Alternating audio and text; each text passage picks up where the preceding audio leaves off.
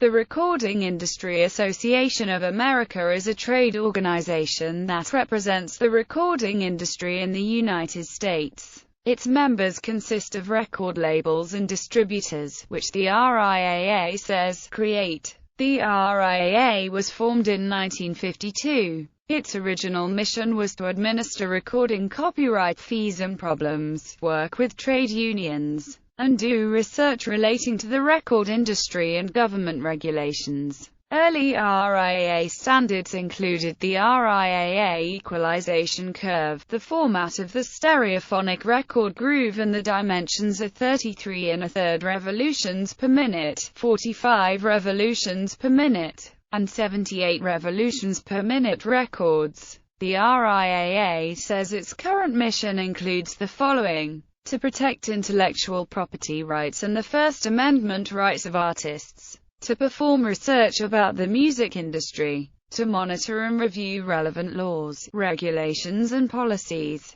Since 2001, the RIAA has spent $2 to $6 million each year on lobbying in the United States. The RIAA also participates in the collective rights management of sound recordings, and it is responsible for certifying gold and platinum albums and singles in the United States. Company structure and sales. Kerry Sherman has been the RIAA's chairman and CEO since 2011. Sherman joined the RIAA as its general counsel in 1997 and became president of the board of directors in 2001. Serving in that position until being made chairman and CEO. Mitch Glazier has been the RIAA's senior executive vice president since 2011. He served as executive vice president for public policy and industry relations from 2000 to 2011. The past RIAA chairman and CEO is the Mitch Bain Wool, who served from 2003 to 2011. He left in 2011 to become president and CEO of the Alliance of Automobile Manufacturers. The board of directors consists of 26 members of the board, drawn mostly from the big three members of the RIAA. The board is currently made up of Kerry Sherman, RIAA; Colin Finkelstein, Emmy Recorded Music; Bill Hearn, Emmy Christian Music Group;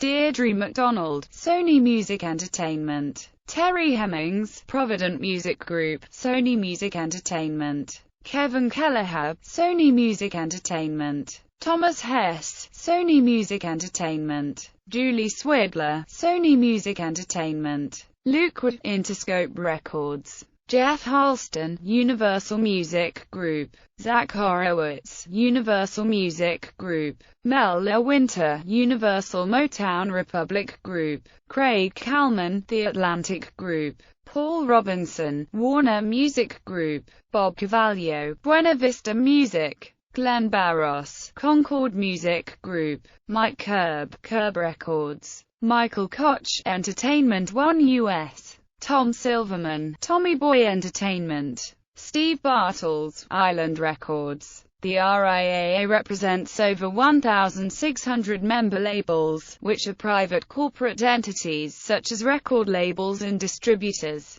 and collectively create and distribute about 90% of recorded music sold in the United States. The largest and most influential of the members are the Big Three: Sony Music Entertainment, Universal Music Group, Warner Music Group. The RIAA reports that total retail value of recordings sold by their members was $10.4 billion at the end of 2007, a decline from $14.6 billion in 1999. Sales certification. The RIAA operates an award program for albums that sell a large number of copies. The program originally began in 1958, with a Gold Award for singles and albums that reach $1 million in sales. The criterion was changed in 1975 to the number of copies sold, with albums selling 500,000 copies awarded the Golden Award. In 1976, a Platinum Award was added for 1 million sales. In 1989, new criteria were introduced. with her Gold Award for singles that reach 500,000 in sales and a Platinum Award for singles that reach 1 million in sales, and in 1999 a Diamond Award for 10 million sales was introduced. The awards are open to both RIAA members and non-members.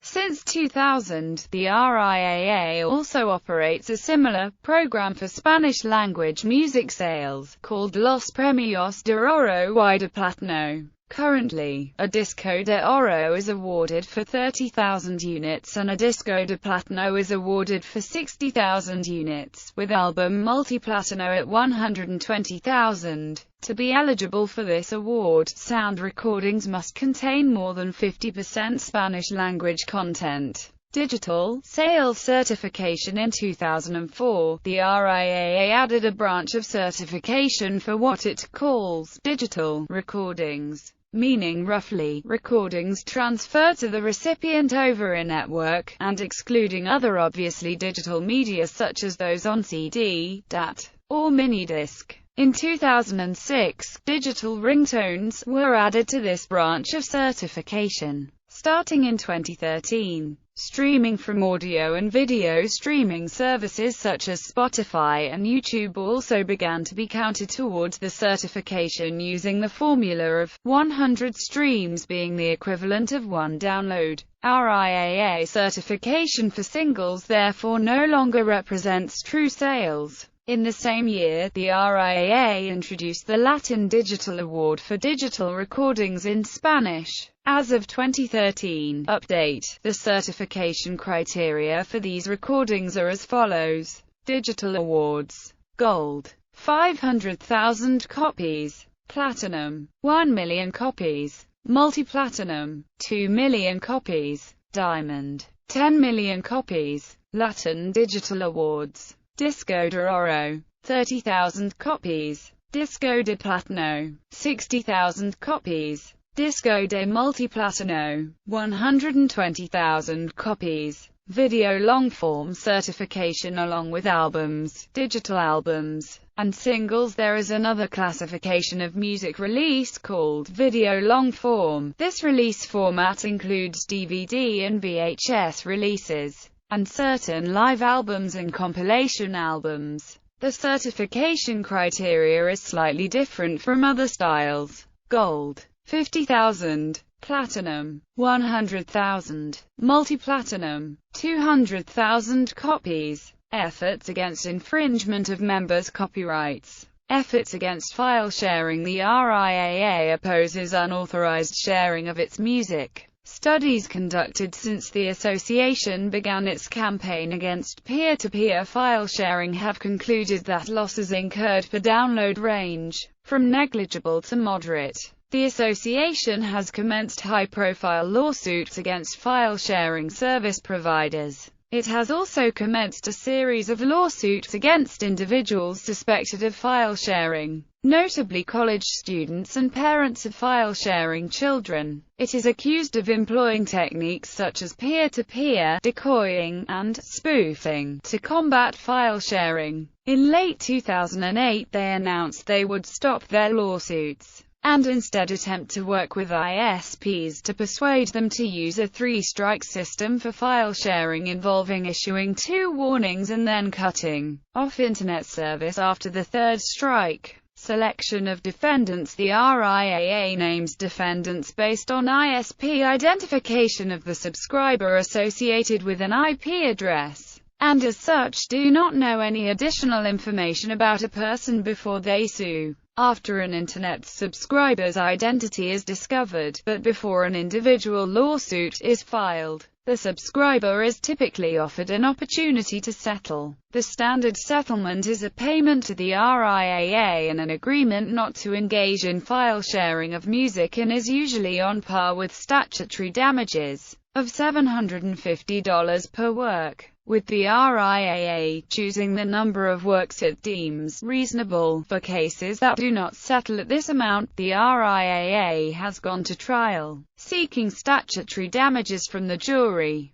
written into the Digital Theft Deterrence and Copyright Damages Improvement Act of 1999 as between $750 and $30,000 per work, or $750 and $150,000 per work if willful. The Electronic Frontier Foundation and Public Citizen oppose the ability of the RIAA and other companies to strip Internet users of anonymity without allowing them to challenge the order in court. The RIAA's methods of identifying individual users had, in some rare cases, led to the issuing of subpoena to a recently deceased 83-year-old woman, an elderly computer novice, and a family reportedly without any computer at all. Settlement programs. In February 2007, the RIAA began sending letters accusing Internet users of sharing files and directing them to website p2plawsuits.com, where they can make discount settlements payable by credit card. The letters go on to say that anyone not settling will have lawsuits brought against them. Typical settlements are between $3,000 and $12,000. This new strategy was formed because the RIAA's legal fees were cutting into the income from settlements. In 2008, RIAA sued 19-year-old Ciara Sauro for allegedly sharing 10 songs online. The RIAA also launched an early settlement program directed to ISPs and to colleges and universities, urging them to pass along letters to subscribers and students offering early settlements, prior to the disclosure of their identities. The settlement letters urged ISPs to preserve evidence for the benefit of the RIAA and invited the students and subscribers to visit an RIAA website for the purpose of entering into a discount settlement payable by credit card.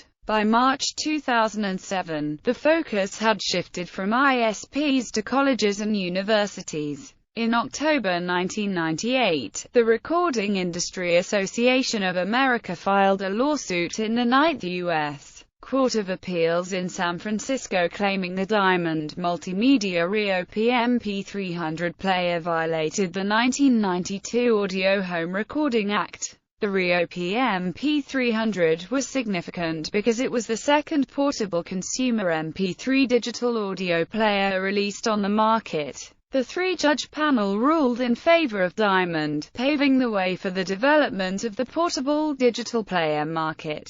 In 2003, the RIAA sued college student developers of LAN search engines Find and Flatlan, describing them as a sophisticated network designed to enable widespread music thievery. In September 2003, the RIAA filed suit in civil court against several private individuals who had shared large numbers of files with Kazaa. Most of these suits were settled with monetary payments averaging $3,000. Kazaa publisher Shaman Networks responded with a lawsuit against the RIAA, alleging that the terms of use of the network were violated and that unauthorized client software was used in the investigation to track down the individual file sharers. An effort to throw out this suit was denied in January 2004, however, that suit was settled in 2006. Shaman Networks agreed to a global settlement of litigation brought against it by the Motion Picture Association of America, the International Federation of Phonographic Industry, and the RIAA. The creators of the popular Kazaa file-sharing network will pay $115 million to the RIAA, unspecified future amounts to the MPAA and the software industry,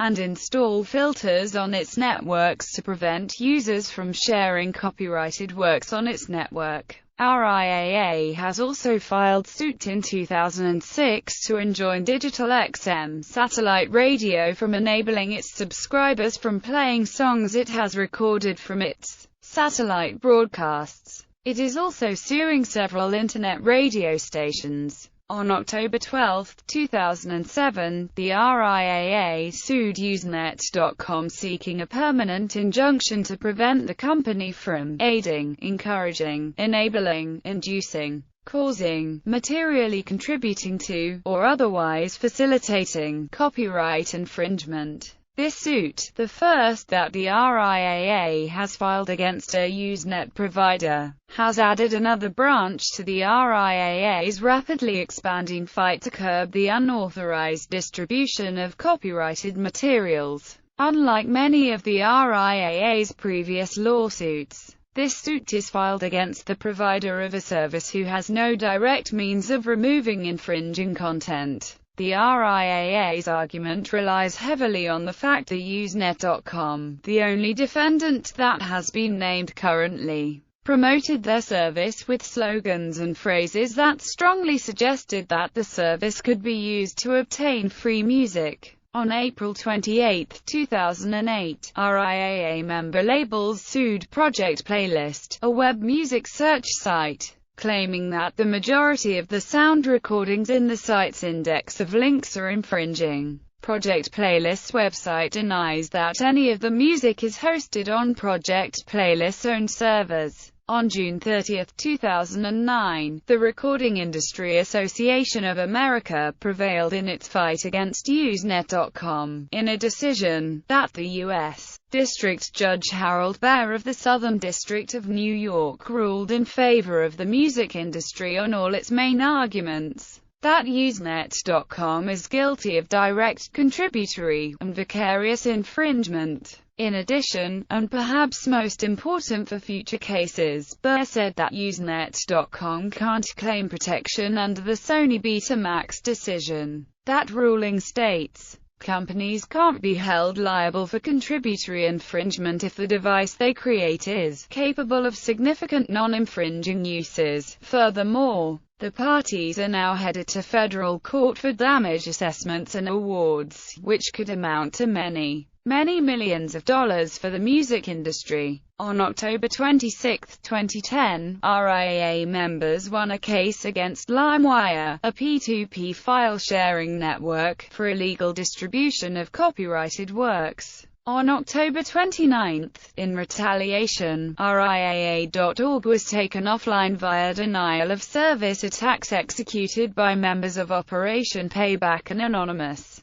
The work made for hire controversy in 1999, Mitch Glazier, a congressional staff attorney, inserted, without public notice or comment, substantive language into the final markup of a technical corrections section of copyright legislation, classifying many music recordings as works made for hire, thereby stripping artists of their copyright interests and transferring those interests to their record labels. Shortly afterwards, Glazier was hired as Senior Vice President of Government Relations and Legislative Counsel for the RIAA, which vigorously defended the change when it came to light. Executive leadership of RIAA: Goddard Lieberson 1964, Stanley Gortakoff circa 1985, Jay Berman circa 1982, Hillary Rosen 1998–2001, Kerry Sherman 2001–2011, 2011 present.